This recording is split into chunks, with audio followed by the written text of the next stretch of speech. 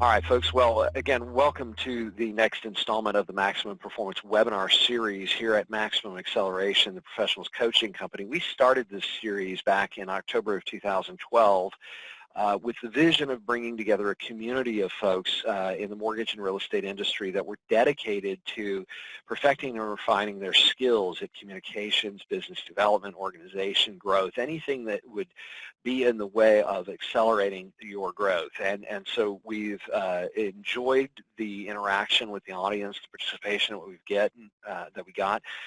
we've been getting over the years. And today's program is one that is kind of near and dear to my heart. Through the course of my career and the opportunity to work with some of the brightest and best minds in the industry, one of the things that we often frequently find is that we all have a tendency to speak the way we think, right?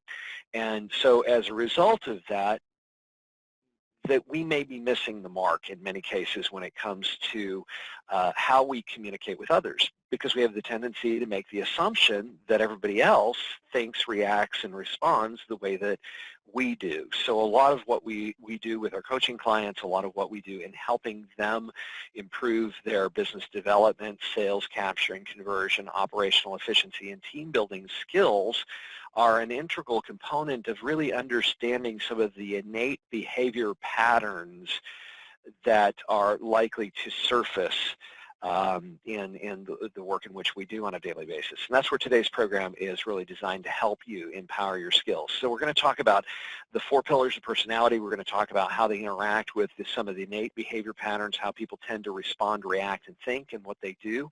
We're going to talk about then how that applies to your business in a variety of different situations that you may find yourself where having better communication skills will enable you to take your business to the next level.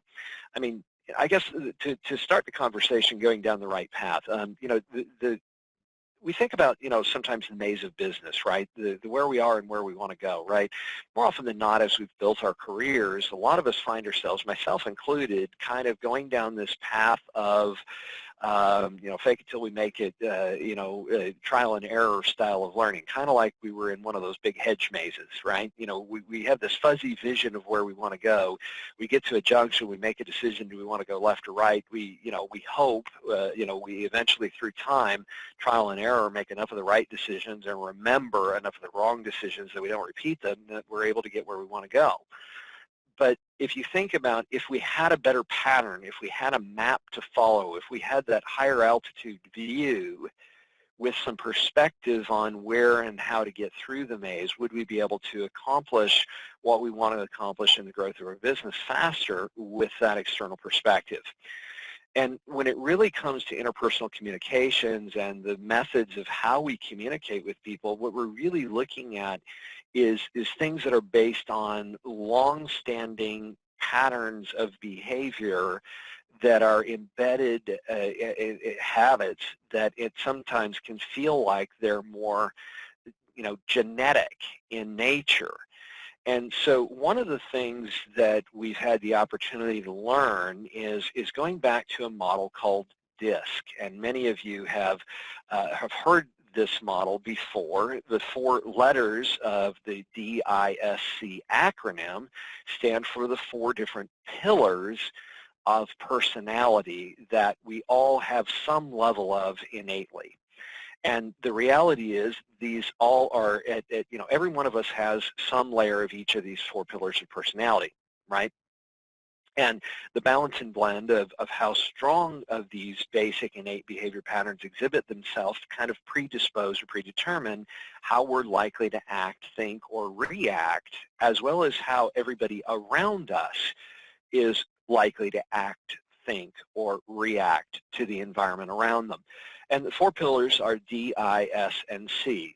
DISC is the model. D stands for decisiveness, the dominant feature. I is the interactive. S is stabilizing. And C is cautious. Now, I'm gonna take a little bit of a side venture with you guys for just a moment to help you kind of understand, a little bit of a different way of maybe looking at this or learning this perspective. I'm going to use the cartoon strip Blondie as a way of kind of articulating the 4 different pillars of personality and helping you get a better understanding. As a kid, I used to love reading the Saturday Funnies, and Blondie was one of my favorite comic strips as a kid. So I figured, what the heck, let's use something that makes sense, right? Well, one of the first pillars of personality, and just so you know, by the way, I'm going to introduce these at first as if, if, for example, if there were a character in the Blondie cartoon strip that was all D and nothing else. Now, in life, that doesn't really exist, but if that person existed, that character would be Dagwood's boss, right? The fat guy in the 3-piece suit that always stomping around, yelling and screaming at everybody and kicking them in the you-know-what. There's your my way or the highway. The end result is the only thing that matters. Get it done. I don't care how. The end justifies the means. There's your high D, goal-oriented, get it done faster, dominance personality. The high D is extremely goal-driven, right? That's the first and most important thing that motivates somebody who's a high D is results. How do we get it faster? How do we get it at a higher level? How do we win bigger, right? The next pillar of personality is the high I, and the character who exemplifies the high I is Dagwood himself, right? All about the fun, all about the life of the party, all about the inspiration, the motivation and enjoyment element, driven by a primary goal of having people like them. Right? Now, as we think through these models, these also have inherent strengths and weaknesses. And as we think through these models, like, for example, by the way, often our greatest strength can sometimes become our biggest weakness. For example, I'm pretty high D, right? I'm very motivated and very driven, have always been very competitive in my career, and in many cases have benefited from being strategic in my thinking and goal-oriented and a natural layer of leadership. But many times throughout my career, I've been given the reputation of being a bulldog or a bulldozer. Sometimes I'm overly aggressive in how I communicate or overly driven in trying to get results, and in some cases can alienate potential customers or clients because I push too hard. And as a result of that motivation and drive for results, my ambition gets the better of me, and have a couple of times throughout my career caused difficulty or discord with a potential client because I pushed too hard too fast. Well, the other inherent weakness of a high I potentially is they're very inspirational. They're the natural-born salesperson, right? The guy who could sell ice to Eskimos type person, that very high-energy, high-intensity, life-of-the-party personality. But the inherent weakness of a high I is often the lack of understanding of consequence, or the natural hesitation or response of not necessarily thinking through the details of what it takes to follow through on something. So a high I may have a tendency to overpromise and under-deliver because they just don't think through the detail-litis mechanics of what it's really going to take to honor the promise. So like Dagwood was always racing out the door at the last minute trying to catch his carpool because he had 8 other fun things on his mind that he was trying to accomplish in getting ready for the day, and underestimating what it really takes, right? Well, the third pillar of personality that comes to play here, and the third characteristic of personality that we often focus on or think about is the high S. Well, the S is that steadiness, it's that consistency, it's that wants to be part of the team and have everybody feel good. It's that natural nurturing and care and concern about others. But the inherent weakness or challenge of a high S personality can be that they're over caring to their own detriment. In some cases, they can be underappreciated and undervalued because their skill sets are, they're not the winning score. They're not the drive for the achievement. They're not the outgoing social butterfly personality. They're more of the care, concern, nurturing, and peacekeeping model of personality style, or some of their unique strengths. And sometimes those skills are undervalued, which means at sometimes, the highest person, and if this is you, you may have a tendency to find yourself, exhausting yourself at your own expense, to your own detriment, where people take advantage of you and treat you or mistreat you or underestimate your value to the person you're talking with, or the people that you're interacting with, and kind of at your own expense sometimes. Because you overvalue, you overcommit, you provide at your own detriment. Now, the fourth pillar of the 4 keys of personality here is the C, right? The high C is the conscientiousness, right? So the high C would be Dagwood's best friend, and most of you probably don't remember this character. I actually had to look him up when preparing for this presentation. But Dagwood's best friend, the guy who is usually driving the carpool, is Herb Woodley. In today's environment, Herb would have been texting Dagwood 3 or 4 times before leaving to go pick him up because he knew Dagwood was going to be late. Now, he's the analytical, the logical, the engineering type, the microscopic detail manager driven to make sure that everything is perfectly accurate type personality. Now, part of the reason that you didn't hear much about him in the comic strip, or he was rarely seen, was because that nature of personality is generally very introverted. It also tends to be very detail-oriented, and therefore there isn't a lot of fun. There isn't a lot of drive to be outgoing. There isn't, now they're very accurate, they're very exceptional at recognizing important details in whatever they do, but there just isn't that natural drive for results and those kind of things. Now, keep in mind that none of us have all one and none of the rest. All of us have a balance and blend of these personality characteristics and traits. So one of the tools we use frequently with our coaching clients, and we introduce them to, and by the way, we'll provide you a copy of this as part of the webinar here, is this 4 Dimensions tool. It gives you a basic overview of what are the things we're good at, what are each personality core driven by, as well as what are some of their natural assumptions or tendencies. So I'm going to go through these with you, and then I'm going to kind of share with you how these apply to a couple of specific sales situations or business development opportunities that you may experience, right? So let's talk about the high D to begin with, right? So this person's tendencies include a drive for results. They want to cause action, they want quick decisions, and they question the status quo. They have a tendency to jump in and take over, and they want to solve problems. Their constant drive is, what's in it for me? How do we accomplish this? How do we get results, right?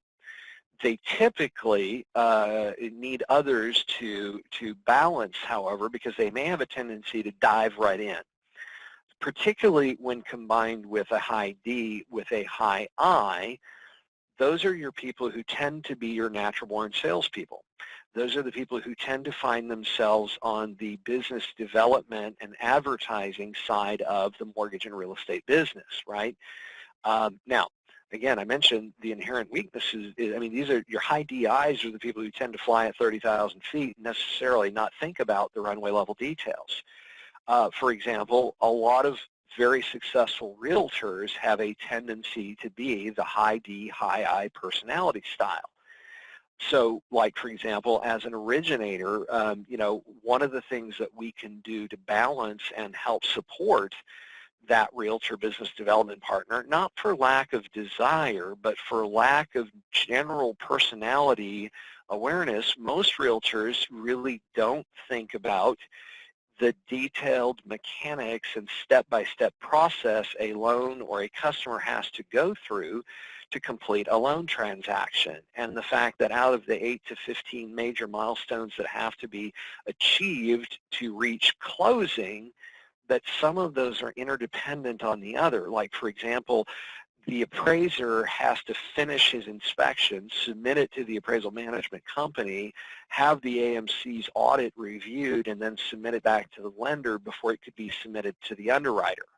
Well, that in many cases is a 10 to 15 business day process, or what in essence equates to 3 weeks, just to get the appraiser assigned, the inspection completed, the write-up done, reviewed, approved, and ready to submit to the underwriter. And then the underwriter may have a queue of 80, 100, 200 loans in the stack that have to be reviewed, and the only fair way to review them is first come, first served order. So it may be 3, 4, 5 business days before that underwriter would have a chance to review that appraisal before being able to provide a response to the lender and realtors about what, if any, property repair issues might need to be addressed. And see, your typical high D, high I realtor isn't necessarily thinking it through at that level of mechanical detail. So part of our communication and how we best engage that realtor to help them understand the dynamic of it is by being empathetic, by being driven, by focusing on communicating in as concise of a way as we can. You know, Mr. A Realtor, I need you to humor me for just a minute. I know this is going to look like or feel like an overly microscopic and belligerently, obnoxiously over, thinking of a situation. But I think it's important that you understand, for the benefit of higher repeat and referral business with this customer, the dynamic of what really has to take place through the course of the transaction. So let me walk you through kind of the step-by-step of what we're going to have to overcome to get this loan from start to finish, so that you and I can work as a team to set better expectations with our customers so we can generate more repeat and referral business. Is that okay? And by the way, I want to encourage you to ask questions if you have any along the way, right? Now, when communicating with a high D, what are some of the things? And if you're not a high D, if you're high D, this is easy, right? When you're talking to your own personality, it's very easy to speak the language that you hear best. And by the way, that tends to be our default model, is whatever we are as individuals is how we tend to communicate with others. So being a high D, we tend to be very concise. We tend to be very short and to the point. We tend to be fairly goal-oriented. We don't tend to be very fluffy with our wording. We tend to be very, what many people would perceive as blunt. The other thing about high Ds is if we liked, if we were, for example, looking at a project with one of our team members, right? Let me give you a perfect example of this. I had an assistant a couple of years ago that worked for me that was not a high D. It was one of my first experiences directly managing an employee, probably a couple decades ago, in all honesty. But this particular individual, Lori, I assigned her to do a couple marketing projects, right? I wanted her to design a flyer to promote a particular product that I was wanting to get out to the market, right? And I had assigned Lori to work on the project. After a couple of hours, about a half day had gone by, Lori brought the project back to me. I looked at the project, and out of the 4.5 paragraphs of text and the graphic layout, I liked 99% of the project. Unfortunately, what I commented on was the 1% that I wanted to tweak or refine to create a better result. In other words, the opportunities for improvement. I more or less dismissed or ignored the 99 things I liked about the project. Now, Lori happened to be, and I didn't realize this until later as I got deeper into the study of these DISC models, Lori was a high S. You see, high Ds are driven by results. They don't really care about the methodology. They don't need a lot of validation externally, although it always feels good when somebody gives you encouragement or acknowledgement of your successes. We don't really need it. The fact that we got the job done on time and on budget is good enough. It's the thrill of the kill type of mindset. The high I, again, is a personality that's driven by, wanting people to like us. I'll get into high I in a minute. But the high S personality, Lori was a high S, a high IS. So not only did Lori want people to like her, she also wanted to feel like she was a valuable part of the team and really needs that external validation, right?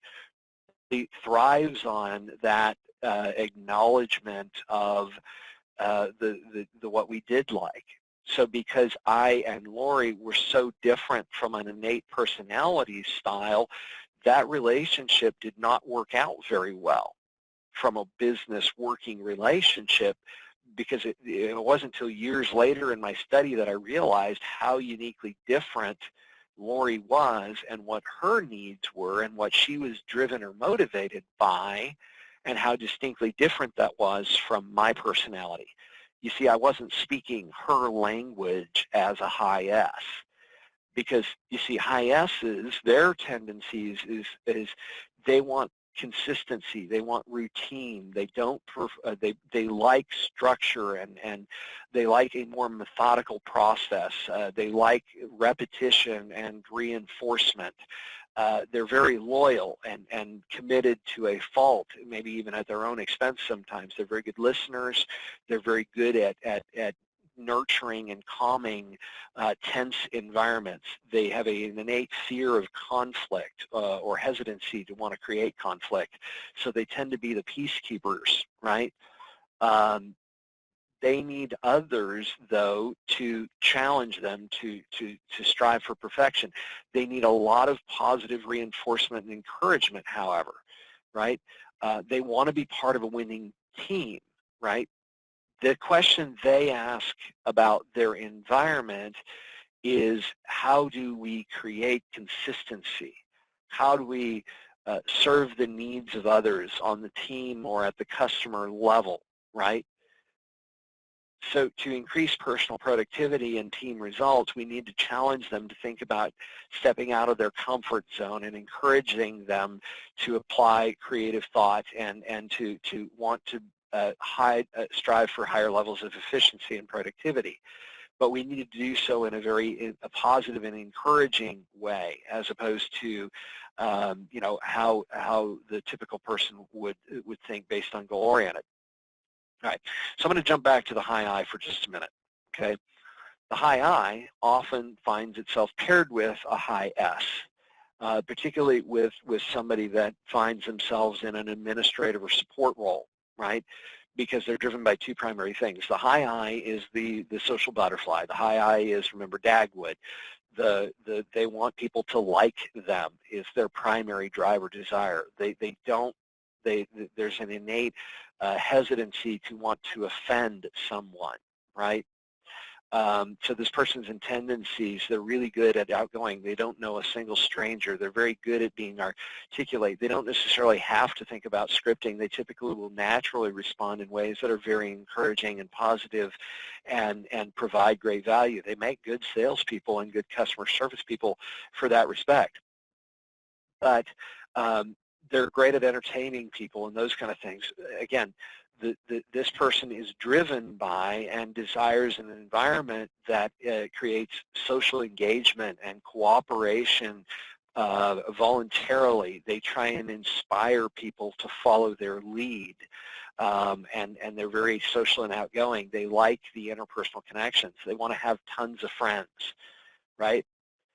So what they need from us, if we're not a high I when we are communicating with them, is we want to create personal interconnections. You know, if you're a high D, high C, you know, talking about the dog and the kids and the vacation, you know, coming up this summer may not seem that necessary for you, but that's a vital part of that high I feeling connected to you.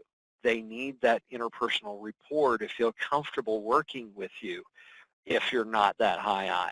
Now, on the other hand, if you're that high I and you're working with a high D, for example, the high D doesn't really care about the fluff. They want to straighten to the point, get to the bottom line, tell me what I need to know to move forward and how it's valuable to me.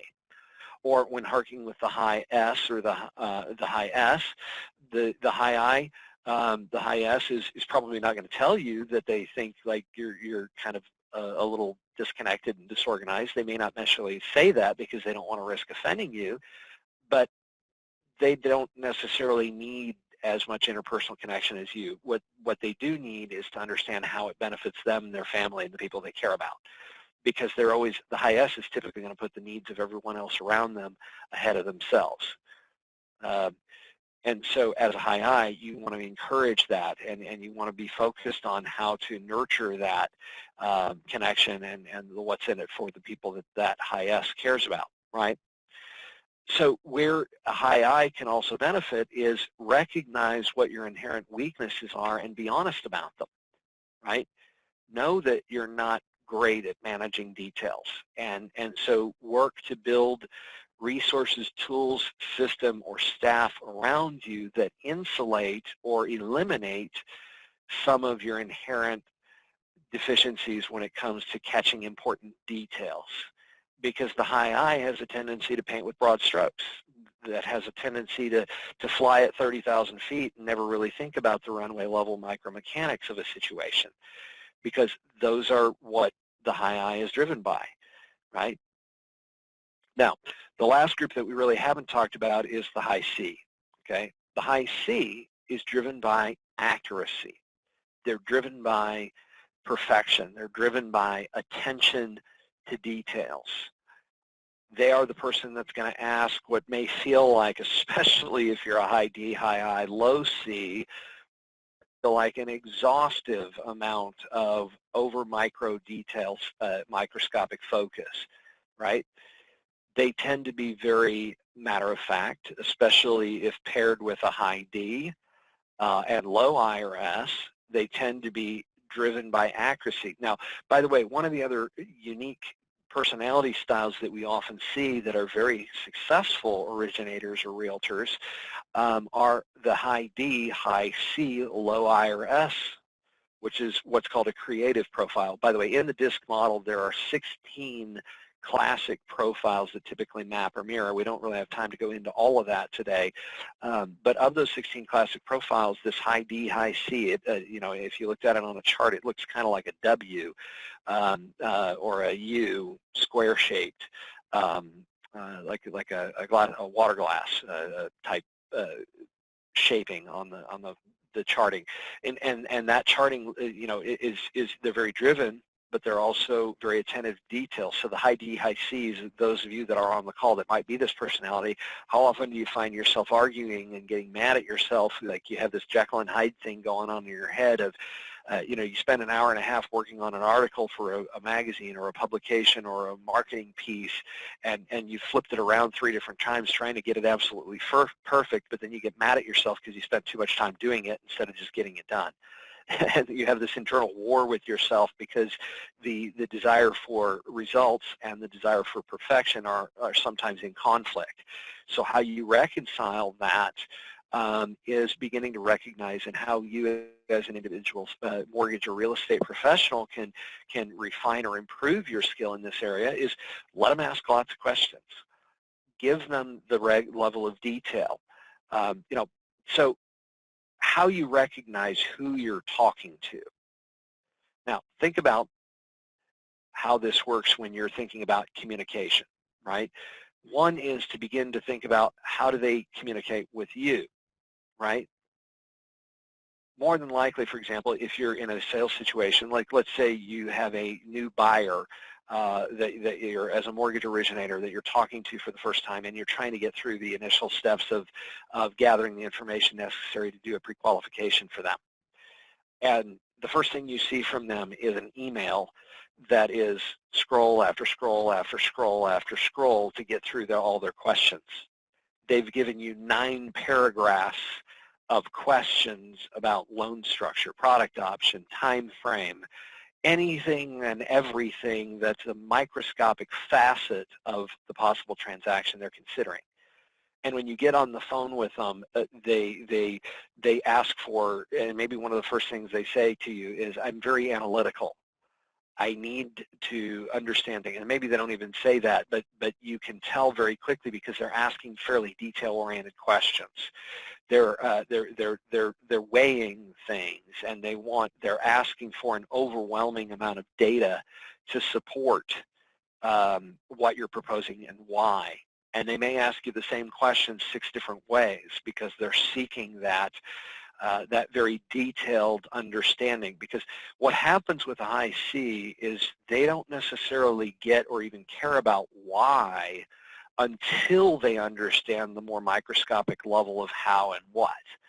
And so when communicating with a high C, give them the opportunity to ask plenty of questions, encourage them to evaluate things at a more detailed level, be patient with them and asking them questions, but then drill down to what are the pros and cons and help them create focus on what matters and what doesn't.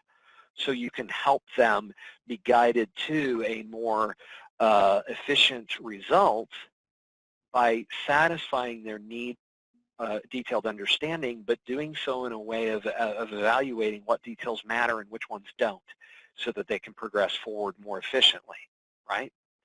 The high S, how do you communicate with the high S? Like, for example, when you're looking at, like often a situation we may find ourselves in a mortgage sales situation, right? We're promoting a mortgage strategy for them that may feel a little unconventional. Like, let's say I'm working with a young couple who's newly married and they're buying an entry-level condo or 3-bed, 1-bath starter home, right, as their first property. And you know, they're upwardly mobile, they're intelligent, they're in the process of educating themselves. It's obvious to me as an originator that the likelihood of that family being in that initial first home more than 5 years is very limited. I'm talking to them about, you know, whether or not, you know, what factors may affect the likelihood that they'll continue to own that home 3 to 5 years or beyond, and I'm asking for detail as to you know, and whether or not we've maybe discussed whether or not they're likely to want to keep the property as a rental if they were to move out of it 5 years down the road, and they have little appetite or desire to be a landlord. They don't necessarily want, or at least at this stage of their life, are not ready for that type of a responsibility. So long story short here, I know this couple is likely going to be selling that home in 5 years or less. So I suggest to them the alternative of maybe a 5-1 adjustable loan or 7-1 adjustable as opposed to the standard 30-year fixed. And I'm sharing with them the benefits of what that 1 to 1.5% lower interest rate might be to them and their family financially over a 5-year savings time frame. But when I'm communicating with the high S, part of the couple, maybe, you know, and maybe it's the wife, maybe it's the husband, I don't know which, but I'm recognizing that they're asking, you know, how does this feel? How does it look? What is it going to mean for our potential future, whether we have children or not? Those kind of things. It's easy for me to understanding that they have this more nurturing personality. By the way, one of the other signs that you're talking to a high S is they're very hard to read. They don't come across as being assertive or goal-oriented. They don't come across as being overly social or outgoing, extroverted personality. They don't come across as being highly detail-focused. They're really kind of steady Eddie, go with the flow type people, and so it's really hard to read what type of personality they are. Well, that's a good indication that you're likely talking to a high S. And I'm reading some of the chat that's coming through in the chat box. I'll be responding to some Q&A here in just a minute, guys. By the way, keep chatting in your questions or comments. We'll get back to that in just a minute. But the high S personality is the person who wants to understand. So when I'm trying to promote the values of maybe potentially suggesting them they consider, one, I want to be very diplomatic in how I present the idea. I want to be very careful to not put them in a defensive position where they feel threatened. I want to throw things out in a way that are, you know, it's what we call a mirroring style of communication. In other words, we're holding the concept or idea in front of them so they can look at it for themselves and assess whether it makes sense and make a decision as to whether to move forward.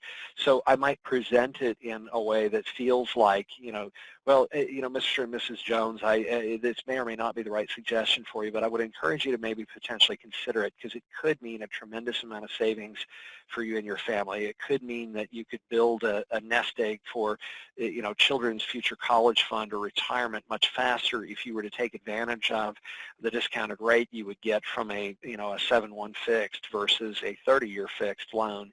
and what that could mean to you and your family down the road would be a better financial future. And again, I could be completely crazy here, but humor me for a minute and think this through with me. Does this make sense for you and your family? I mean, ultimately the decision is yours, but what would it look like?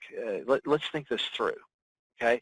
See, when I'm positioning it that way, I'm using a method of communication, which, by the way, works with a lot of different personalities, but works extremely well with the high S personality, who's, again, their fear of change, their fear of, change. Different is bad because it's different kind of personality here with the high S. So by giving them the opportunity to evaluate it in that sort of disconnected third level environment, I'm able to communicate, right, more effectively in that respect. Now, I can do something similar with the high I. Oh, this will be a lot of fun. I think this will be of major benefit to you. By the way, what can you do with that, and how does it, how does it help you achieve your other long-range goals? Some of those pie-in-the-sky, ultimate vision type stuff that we talked about a few minutes ago. So that's where we want to communicate the benefit to the high I of how it's going to be fun, how it's going to enable them to have more relationships and go faster and farther. So those are kind of some of the things. And again, the high D, they're easy to talk to because it's about the results. Okay, yeah, it's worth, over the course of the 5 years, it's probably worth somewhere in the neighborhood of $9,000 in savings to you and your family. Does that sound like the plan you want to go with? Sure, let's go. Right? That's the kind of response you're going to get from a high D. The next thing we want to think about as we start looking at how these models change or evolve is we want to think about the systems that we apply and how we communicate and identify what's ultimately at power or in value for the individuals. The other thing that we want to think about is the dynamic of the people around us and what that looks like from that DISC profile. Again, who is the character we're talking to, and how do we evaluate what it is? Part of this is being focused on, taking some initiative to maybe go against the grain when it comes to the traditional sales process, right? How often is it that we as mortgage or real estate sales professionals have a tendency to jump into presentation mode? What I mean by that is like, for example, one of the exercises I frequently do and when I'm asked to teach workshops or speak at events is we'll use what we call the selling the pen exercise. It's kind of a fun little activity I originally learned from Todd Duncan of basically, you ask the audience to get up and take out their ink pen and sell it to their neighbor. And, you pair them up in groups of 2 around the room. Well, 95% of the audience will start talking about all the features and advantages of the pen. It's a great, fine writing instrument. It has weight and stature. It's very professional in its look. And when you give it to a customer, it's evidence of success and et cetera, et cetera. Well, let's be honest. If the person I'm talking to is a home builder, do they really want to spend $500 for a fancy pen that they're worried about getting, crushed on a job site or lost? Or am I just, it doesn't matter how eloquent my presentation, I'm going to miss the mark, right? Whereas if I focus on, well, let me ask you something, Mr. Customer. You're obviously interested in buying a pen. Help me understand what's important to you about your next pen that you're thinking about purchasing. And then I get the home builder talking about, he loses pens all the time. He wants something that's cheap and reliable, can write on anything because he's writing on 2x4s half the time. And then I say, well, guess what? We've got a great style of pens. They're a little bit more expensive than the entry-level cheap stuff, but you can even imprint them with your company name and logo. So when you do lose them, then it could be benefit for you. So let me ask you something, Mr. Home Builder. Would you like me to set you up on an auto ship of 10 a month or so? See, now I'm creating a longer-term value and relationship that goes above and beyond one sale. More importantly, what we're trying to articulate here is we're going into a consultative sales process. So like, for example, in a customer situation where I'm being approached with a new seller or a new home buyer or a new potential customer borrower that I want to pre-qualify, why don't I take a few minutes to say, well, there's a wide variety of project options available in loans, and even the nuances of structuring any one particular loan, there's a couple of different variables to that. So what's important to me is understanding really where you're wanting to go over the next 15 to 20 years financially as a family, and helping you make a smarter choice in setting up a mortgage that's going to serve your needs for the long range. So let me ask you something, Mr. Homebuyer. What is important to you about the next step in your living situation? What are the factors that are driving you to consider moving or doing something different with your mortgage structure? See, now I'm meeting them where they're at. I'm creating an area of safety. I'm asking them to share with me and give me information. Now, as they're responding to my questions, as I'm going through a more interactive dialogue and helping them peel the layers back of what is important to them, similar to eating an artichoke. By the way, I may get to a sense of situation where I may get a little awkward or uncomfortable because I'm recognizing that maybe my style of communication and theirs may be a little bit of a mismatch. If I'm paying attention to the cues they're giving me, and I'm listening for how they communicate and how they present themselves to me, the type of questions they ask, then I'm able to identify and begin to understand what is the issue or challenge that they're being faced with. And in doing so, gotta love pop-ups, right? In doing so, I'm able to probe deeper and get through the uncomfortable part of the conversation much faster to get to the heart of the real issue and get to the understanding what is their communication style based on this DISC profile. So as I'm able to probe through those different layers and as I'm able to get down to the heart of I use the artichoke analogy because it's kind of fun, and maybe if you've been on our webinars before, you've seen me use that analogy before, because in human communications and interactions, it can be a lot of fun, and we can start with what feels good at the surface, but the deeper we go, the more likely it is we encounter some level of discomfort or discord, because we find out, especially when we find out that for whatever reason they're just not feeling it, they're just not following our lead or whatever. Well, the next layer to that, is to really drill down into understanding and stopping and saying, wait a minute, who am I talking to here? How are they communicating with me? And if I can change the nature of how I'm communicating with them, what's the likelihood that I can create better, more effective communication in this unique circumstance or situation? All right, guys, so there's something I want to do really quickly. I want to get into a little bit of a Q&A mode for just a moment. Now that I've given you some of the basics of how this principle or concept works and how we can use this information to refine and perfect and communicate at a higher level, let me go through some of the questions here really quickly. By the way, guys, if you would go ahead and chime in with any additional questions that have come up in mind and how we learn more about this model. Let me read through these questions really quickly, and then guys, feel free to chime in with any additional questions as I start to read through these first couple of questions that have popped in here.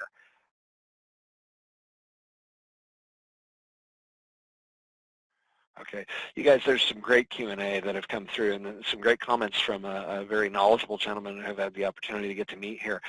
Guys, additional questions is, so one of the questions is, how do you communicate better with the high S? Again, these are the people that are hesitant and resistant to change, and they're probably one of the more difficult customers to work with for those of us, especially that are high DIs. A lot of us on the mortgage and real estate professions, the loan officer or realtor level, tend to be the higher DIs, so the SCs can be a little more challenging for us to communicate with. Well, one of the comments, and actually a very good point, John, in that you want to work with the high S's to be patient with them, to give them the opportunity and encourage them to ask lots of questions. The reality is that they are typically going to validate information. They're going to look for external confirmation because there's an innate hesitancy and resistance to change or to go outside the normal conventional wisdom. So the the more you're trying to present or suggest ideas that are a little bit out of the box to your customers, the more likely it is that with working with a high S, you're going to want to give them the time and space to make that decision in a more logical fashion. That's a great question, John. Another question that popped through here is how would you do this in a hiring situation? How do these personalities interplay to personalities? Excuse me for a second. I got a little bit of a nose run here. Guys, one of the things that we go into, and actually I do have some information about that, that's a perfect setup question to part of the program I wasn't necessarily sure I was going to have time to go through, but I'm going to go ahead and jump back to it. One of the things when it comes to building your team, I mean, when you start to reach a point where you just don't have enough hours in the day, maybe you're working 60, 70 hours a week, and you're trying to figure out how you could really duplicate yourself to get to that next level, right? Whatever that ceiling is, 3 or 4 deals a month as a realtor, 5, 6, 7 deals a month as a loan officer, depending on what level of support you get from your company as far as documentation gathering and processing. Again, wide array of variety of environments. But when it comes to really getting to that point where you feel like there's no way you can get to the next level of production, there's no way you could double your business without bringing on additional support staff resources to your team, you begin to start looking at duplication. Well, a big part of that accelerating growth is thinking about 2 things. One is from a leadership model, what personality should that next hire be? What is that person that you want to bring onto the team? What are the strengths and weaknesses? And one of the things we teach frequently in the webinar and in the group and one-on-one coaching that we do is this whole idea of begin with end in mind. The power growth model begins with purpose and personal goals, right? So, the biggest mistake we see originators make when it comes to hiring and realtors of similar nature is we have a tendency to hire people who are just like us. The problem is that becomes, a multiplicative effect of all the deficiencies that we have. In other words, we're bringing on somebody who has a lot of the same strengths that we do, but we're also bringing on somebody who has a lot of the same weaknesses that we do. And when you really think about building a dynamic team, we want to be thinking about building a team where the people we hire for specific positions have the innate behavioral tendencies to be experts in the role in which we're bringing them on to serve. So what we want to begin to think about is don't hire the things you're good at, hire the things you're not good at. So that you can then delegate your deficiencies and spend more time in the areas of natural strength and talent. So, like, for example, when bringing on support staff, like, for example, in a transaction coordinator processing, the person who's going to be kind of the buffer in communications, the person who's going to be the one that'll be answering the phones, the person who's going to be the one calling Mr. and Mrs. Jones to remind them they need to get you their pay stubs by Tuesday, or the likelihood is their loan won't close on time. You want to hire somebody who's got skill and ability in the area of communicating that in an effective and efficient way. So you might be looking for somebody who's a little bit more of an SC in that role, but you also want somebody who's enough of a D. You don't want them to be an overcharging, obnoxious, and kind of blunt and badgering type of personality that some might take offense to, off the chart D, but you want them to be goal-oriented enough that they understand the sense of urgency and would be able to encourage that client to step up and get on board, or they may lose out on the home that they're looking for because it throws off the timing of the deal kind of thing. So when you begin to think about begin with the end in mind in design, one of the things you want to think about from a leadership perspective is when you begin to take on the role of a manager, similar to the mistake I made with my first assistant that I hired, Lori. One of the things I didn't know at that point in my career was that obviously she had great, well, I got right the strengths versus weaknesses comparison. What I didn't get right is recognizing that behaviorally she spoke a very different language than I did. So as a leader, I needed to lead from the front. I mean, think about, the medieval king versus the Roman general, right? Medieval king stood on the top of the hill overlooking the battle and directing, the troops with flag signals and that kind of thing, never really getting in the fray. The Roman general was lead from the front. He was the first one on the front line signaling the attack and calling the charge. Probably was the best warrior on the field to begin with. And when you think about leadership as an organization or in a small group, small business office environment, we need to be a little bit more of the Roman general type of lead from the front and take the initiative. We also need to provide, recognize, and understand that we need to communicate in a little different way. We also need to be focused on how to help our people understand what they may not be able to see for themselves. I mean, another example would be, think about the top performers in any field, right? The Michael Jordans, Wayne Gretzky's, the Tom Brady's of the world, right? What do they all have in common? Well, they all had a leader, they all had a teacher, a coach, a mentor who guided them to see what they couldn't see for themselves and challenged them to continue to strive to use their talent, their natural given abilities to a greater extent, but to also help them recognize where they might be undermined by those deficiencies and where they had the opportunity to encourage. But when you think about leading using DISC, I'm going to communicate with a high D staff member differently than I want to communicate with a high I, a high S or C. If I'm working with a high D, it's like, hey, buddy, you really need to step it up. And I'm going to challenge him and maybe even create conflict on purpose to drive him to a higher level of performance. With a high S, that would crush them. With a high S, I've got to be very nurturing. I've got to be very encouraging. I've got to give them a layer of understanding of how that role is going to benefit the rest of the team and the customer, and why we need them to step up and become better at certain things that they may not necessarily have innate talent for, so that as a team we can all win at a bigger level. You know, what it really comes down to is we don't know what we don't know, and one of the greatest assets or resources we can provide to our team is that layer of understanding and growth. So anyway, hopefully that answers the question of how this applies in a leadership role. You can use DISC in one, identifying strengths and weaknesses of a potential candidate, reviewing their DISC profile before making the hiring decision or as part of your hiring evaluation between multiple candidates. Secondly is, once they're on your team, recognizing, understanding what they're motivated by, and what are their innate talents and ways of approaching communication situations, and helping over time help them accelerate their use of natural strengths and delegate or diminish the potential deficiencies of their weaknesses, as well as communicating and encouraging them to step to a higher level. Let me read a couple of these other comments that have come in here in the Q&A. And by the way, great question, guys. Continue to fire them at me here as we go to the more interactive open mic portion of the call here.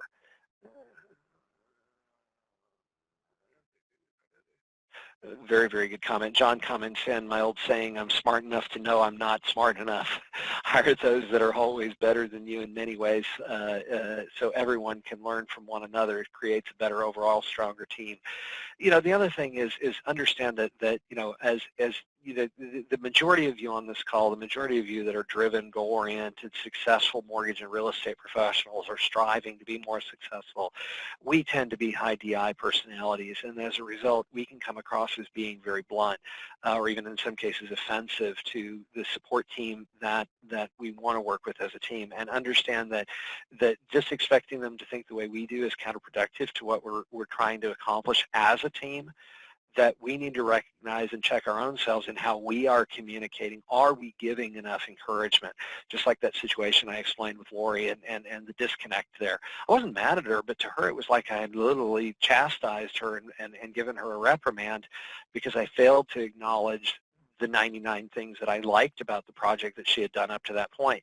So a lot of this dynamic, guys, is something that we can leverage. All right, with that being said, we've only got a few minutes left in the time slot here. I'll be hanging over for a few extra minutes, but there's one other question that popped in that I wanted to address really, really quickly, and that is what is maximum acceleration and what do we do?